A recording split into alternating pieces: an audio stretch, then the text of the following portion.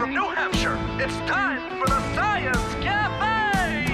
Learn about the latest technologic innovations today. And you don't have to pay. Expert panels with advanced degrees are sure to satisfy your curiosity. Did we mention it's free? And if you think you'll find a better time than this, then come on down and test your hypothesis. Cause you're gonna learn a lot if you wanna stay down at the Science Cafe. I was curious, especially from you two, how are things changing? You know, NARCAN hasn't been around that long, and now we've got heroin and we've got fentanyl. Is it? Fentanyl, and now we're going to carfentanil. What do you see happening in the streets? What's the reality? Well, NARCAN has been around for really quite some time, actually. We've been using it for years and years. Opiates in the past were really not the main focus. Heroin was more expensive than a lot of your other medications like LSD and cocaine, which is extremely expensive now. The reason why everybody's going to heroin is because it's so cheap, or fentanyl, call it what it is, because I agree, the majority of what it is it's being produced in some lab someplace, and that's not some fancy lab with any kind of special inspection on the quality of the product. This is something that's done in somebody's backyard, in their basement, in their garage, or whatever, and it's really changed quite a bit over the years. Heroin overdoses, when I first started 20 years ago, were few and far between. You maybe would get, I've worked Manchester and Nashua for that whole period of time, and even like up in Manchester, maybe one overdose a month on heroin. Everything else was other types of drugs. So the changes we see now is everybody's moving towards the opiates because they're expensive and they're readily available. When I got started, we carried NARCAN on our squads and rescues out in Colorado, and it was in our protocols not for the heroin overdose or the fentanyl overdose. It was for if a provider accidentally over-medicated a patient who needed pain management, broken femur, snapped humerus, something along those lines. You had to give them, a little bit of pain meds to take the edge off. If you miscalculated your dosage and you kind of compromised their respiratory drive, we carried the NARCAN to, fix our mistake, basically. And we only carried like 4 milligrams total on the squads at the rescues. Now we carry 16 milligrams minimum on all apparatus. Every engine, truck, squad, rescue, they all carry it. So with carfentanil and whatever the next thing's going to be, because something's coming, there's no doubt about that. NARCAN, in its form right now, only works so well. So if we had someone with carfentanil that went down right now, we're going to empty basically our drug box trying to get their respiratory drive back. So whatever's next, we're going to need something more of a shotgun blast than what NARCAN can provide us. One of the big risks that we're facing is with some of these new synthetic drugs, they're becoming toxic to us. If we get any of it on our skin, it's knocking out responders as well. We've got to be so careful. The whole scenario is very dangerous, but then to think about the capability of, one little mistake or just bumping into somebody you're trying to help in the wrong way could put any one of the rescuers out of commission as well. There's also other kinds of fentanyl or heroin out there. One is called crocodile, where it physically will eat your skin away, all of your flesh. It'll leave some vessels, it'll leave some muscle, but for the most part, it just totally dissolves your skin.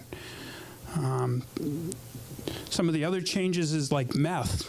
Meth is another medication that NARCAN won't do anything for at all, which is, in my understanding, more addictive than heroin is.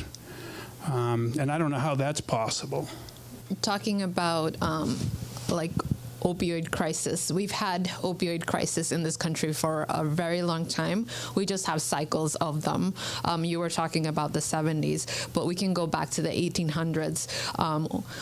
There was when opium was introduced, that was the first wave. When morphine was synthesized, that was another wave where a lot of housewives were addicted to morphine for a very long time until doctors said, you know what, maybe we shouldn't prescribe morphine to everyone who has a headache.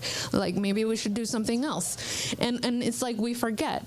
And these cycles start over again because we see that these things are addictive, and then we forget about them, or people say, well, this version is not as much.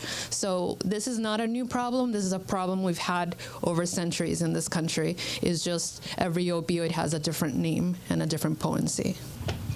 We've been talking a lot about NARCAN and helping the addicts to recover and to get off the habit. How do we prevent it at the front end? A lady over there talked about she had some type of an issue where she got 40 pills to take care of an issue that she had. I don't want to, there's great debate about people suing the pharmaceuticals where they push their drugs onto the doctors and entice the doctors with vacations and stuff like that. But it's not a Nashua issue per se, but it has to be a New Hampshire or a federal issue to say doctors can't give, I'll pick a number, they can't prescribe more than 5 OxyContin or pills that would make people addictive, where they would go with the opioids. And a comedian I've heard said, yeah, this is a white person's disease. That's why everybody's concerned about it, is that it's, you know, more in the more commonplace. So how do we get in front of it rather than try to sweep it up behind? I know that a lot of people, like the 30 oxys that you, or 40 oxys that you got, was an improper amount or quantity for what your illness was. And I think regulating that back to a more manageable amount probably would be a good idea. I know I've got a lot of doctor friends, and take it back 15 years ago, a lot of people were going to the emergency room to receive treatment for kidney stones or whatever particular ailment brought them in. And the doctors were trying not to prescribe these medications. In a lot of cases, the doctors were being sued because they weren't treating the pain. I don't know any of the statistics, but this is a conversation that I've had with multiple different doctors and such over the time. Now, 40 oxys really frightens me in a major way, because if you're not going to take them, what are you going to do with them? How are you going to dispose of them, and who's going to get their hands on them? How do we get in front of it? I don't think, and I think you were alluding to the fact that there isn't a system in New Hampshire that, you know, Dr. XYZ here in Nashua can pull up a patient's record and see that, you know, Dr. Smith up in Manchester yesterday treated this same patient for the same ailment and prescribed X amount of oxys to this particular patient. I think we need a system, because So there is now. okay. There is. So, yeah, there is. Is that in effect Well, now? when they were talking about why was New Hampshire so bad, years ago, we were the only state that did not have a prescription monitoring bill. And even when we first initiated it in New Hampshire, it didn't cross the borders. And where we have, you know, Massachusetts, people could come to New Hampshire and get their medication and then go into Massachusetts because we didn't share information. Now that's changed. So there is a pretty stringent prescription monitoring bill where everything is in a database that the doctors can all look at. But another problem is that even with patients who are on Medicaid or Medicare, if you're in any of those, which I'm on Medicare, I get a survey at the end of all my visits. You know, a couple weeks later, answer this survey. And one of the questions were you treated for pain? And if I checked yes, then I have to answer, was my pain managed? Well, if I didn't think it was and said no, then this would go back, and basically what happens is the doctor doesn't get paid by Medicare because I wasn't treated properly. And so a lot of the doctors were overprescribing medications because they didn't want to get bad reviews, because like anybody else that works, they want to get paid. So that was a huge problem. So they're looking at that system. A lot of the doctors now, and I'll support a bunch of them, that they are starting to reduce the numbers that are being prescribed, but that also is a double-edged sword, because there are some people who truly do need these medications to be pain-free. They're not using them illegally. They're using them to treat their bone cancer or treat their severe back issues or whatever they have. And once you start limiting the number that they can get, that means they need to go back to the doctor more often, or they need to go, and sometimes they're not able to do that. So it's such a vicious circle.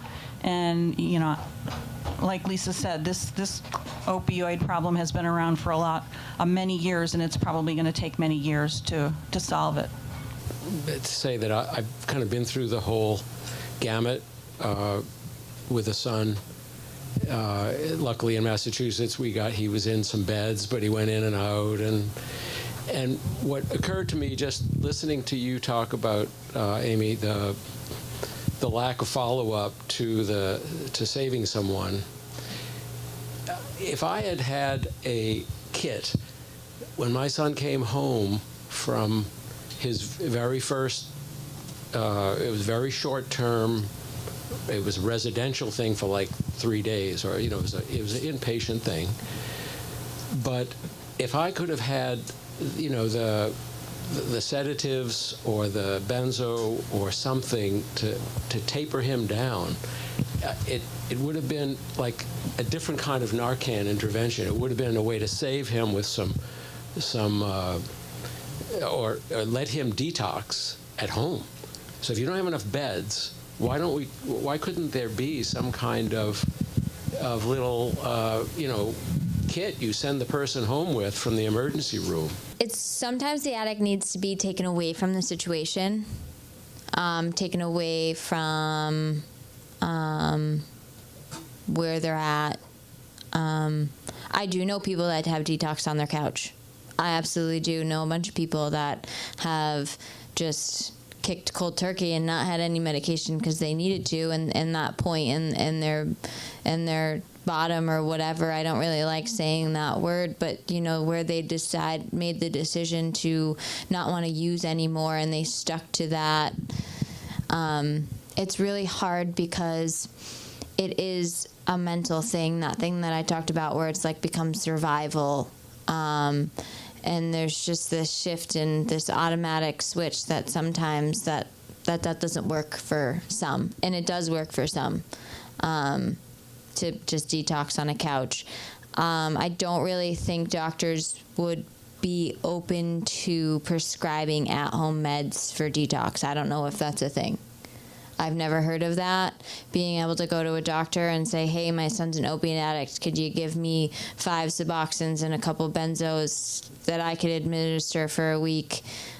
That doesn't happen. I don't think that's a thing that a doctor would be open to doing. What I would like to see is more education at the time when somebody does overdose, from the point where they are considered medically stable and they are released, whether it's the parent or a loved one or somebody picking them up and giving them an opportunity to open up a conversation and get some education, or the individual being sent on their way with some resources and having a brief conversation with a certified recovery support worker or a recovery coach or somebody that's in the ER. I would love to see that, and I can tell you that it is happening around the state. Portsmouth Regional Hospital is doing something very similar. Wentworth Douglas is doing something similar. I think that up in Laconia they're doing something similar. But my point is, it's like a paradigm shift. and we're working towards it. And it all begins with these kinds of conversations, because you hit it right on the head. You need to get somebody when they're most vulnerable, whether they're put into treatment or they're given the opportunity to go into detox, or whatever that step is, or if it's just as simple as planting a seed with some type of education, or if it's with the families. That needs to be happening, because as you pointed out, your son left and you didn't really know what to do. You didn't know where to turn or who to talk to. But if you're given those tools at the incident, things might have turned out a little bit differently.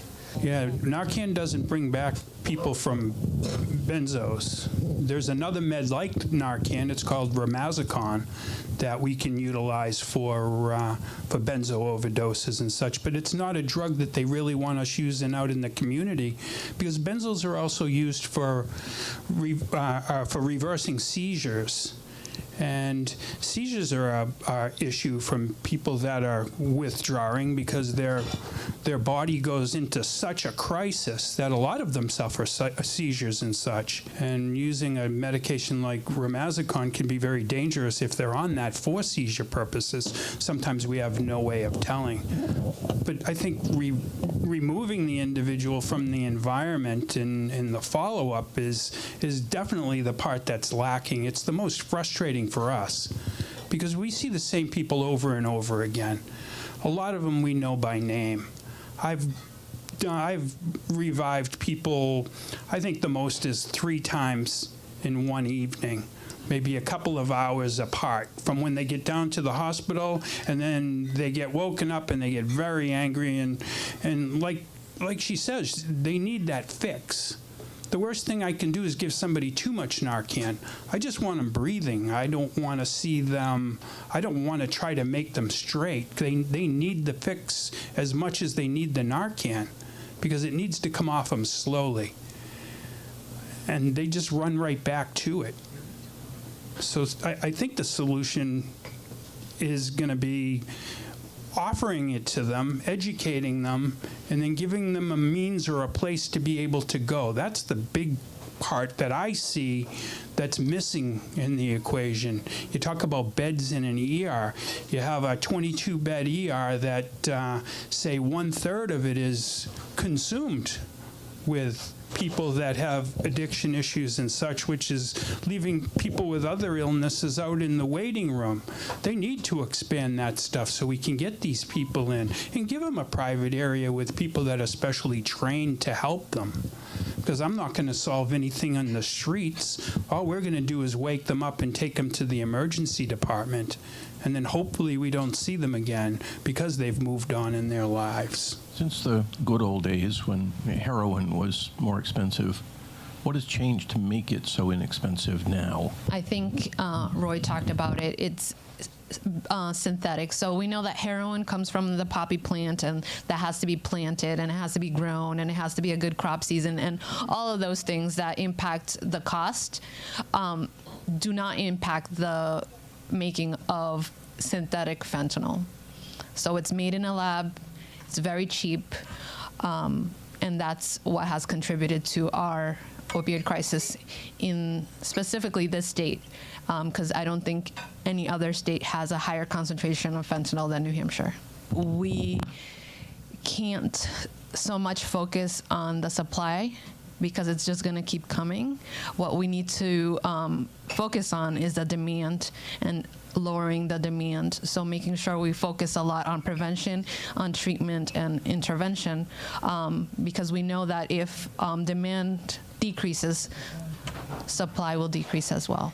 What are we doing in the schools to bring the education forward to the kids, to let them know how serious and how quickly this can happen? So I personally go and tell my story. I was at, it was Red Ribbon Week for all the schools in the surrounding areas, and I went and told my story, just really raw and the truth and like what it looks like, because I didn't know. You don't know what you don't know when you're starting out drinking. Everyone wants to say marijuana, but alcohol is what started it for me. You know, and alcohol is so socially acceptable. It's alcohol. Everybody, the TV makes it look pretty, everything, you know. I was a daily drinker in high school because I didn't think there was anything wrong with it. I was in high school. I was drinking. I was partying. Like, that's what it is. We had beers on the weekends at our parties. And, you know, for me, I had all my friends, and on Sunday, or, you know, when the party stopped on the weekends, they all went about school and didn't have to drink. But somebody like me who is an addict and has that mental part, that abnormal reaction as it's described to alcohol and drugs, after school on Monday, I was looking for the people that were drinking. After school on Tuesday, I was stealing the booze out of my parents' cabinets. After school on Wednesday, I was seeing if there was a pill that was going to make me, you know, so that was my thing. And I wasn't educated enough to know that there was something wrong with that behavior. So, you know, I think, I mean, I spoke with the seventh graders,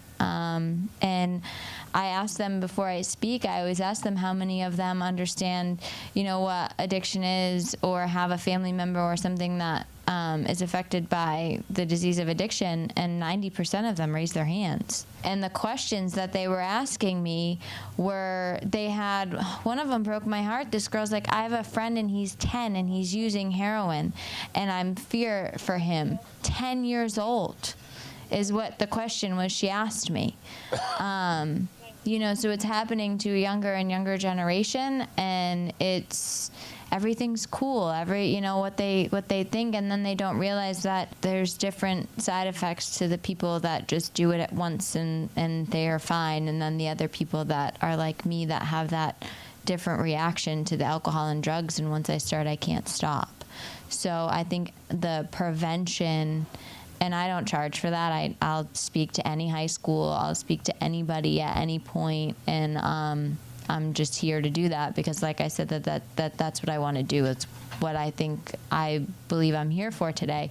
So there is that's happening. I also speak to a nursing program at Nashua North every semester, and an EMT program every semester to the students to educate them a little bit. Part of my job is making sure that she's getting a lot of work going to schools and other people, to make sure that kids get to hear those stories, those real stories, and not only hear about the bad days and how it progressed, but talking about, and one of the things I like about your story is you're always connected to the feelings, how you felt at the beginning, you know, feeling lonely, feeling awkward, wanting to fit in, the feelings that kids can connect to. Those are important things, and how they, you know, everyone has those feelings, but those feelings don't need to define them, that they can share those feelings with other people and not carry them with them. But besides that, we do talk for parents.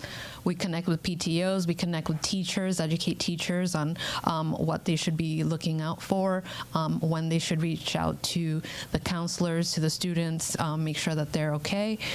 We talk to the administrative staff, we talk to the nurses in the schools, we talk sports events, like whatever, however we can connect to the school districts and the schools. We just with the Nashua Prevention Coalition, just started a wellness corner in the district's newsletter, so that we can get tips out for to parents on better connecting with their kids, because kids who know that their parents disapprove are 50% less likely to use. So that's a big part, getting parents involved with their kids, communicating better. Are there any statistics on how most people get, involved in drugs or addicted to drugs? And is there anything about New Hampshire why it's worse here than the rest of the country, except West Virginia? For statistics, we know that a lot of people start during their teenage years or even younger, and that's a very crucial time because their brains are developing, and we know that the prefrontal cortex doesn't develop till around age 25, and that's the part of the brain that makes rational decisions. So a lot of people are starting before they can make rational decisions, like, is this a good idea or a bad idea? And is causing damage that lasts a lot longer than after 25 for many people. So yes, there is statistics that most people who use start before age 18. We are affluent state, so we have money. So we have been targeted for that reason. By people who sell substances, but we also have a lack of community that's been going on for a while. People talk less to each other. We are more on our phones than, talking to the person next to us, and we've created a lot of fake lives, that look really good to other people. And hey, I wanna have fun like that person's having fun. I wanna do what that person's doing. Why do I feel bad? And that person looks like they're doing so well. And all those things can lead to that issue. Plus, we just have a lot of highways that are easy to travel to, so that substances can come into the state very easily. I just want to say that the two of you really inspire me, and I'm very, very proud of what it is that you've gone ahead and achieved, because I see I know where you've come from to get to the point that you're at right now. And in our line of work, a lot of times we don't get to see this side of the picture. So I think they deserve a round of applause.